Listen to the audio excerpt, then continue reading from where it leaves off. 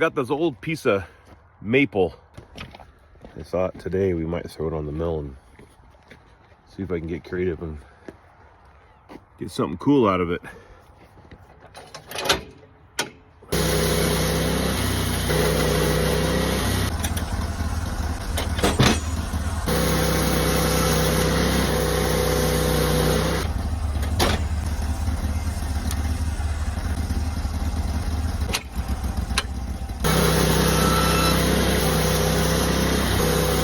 Turned out pretty cool, I think. It's got some cool characteristics in it.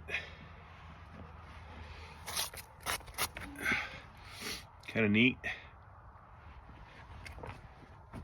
It's a really pretty grain.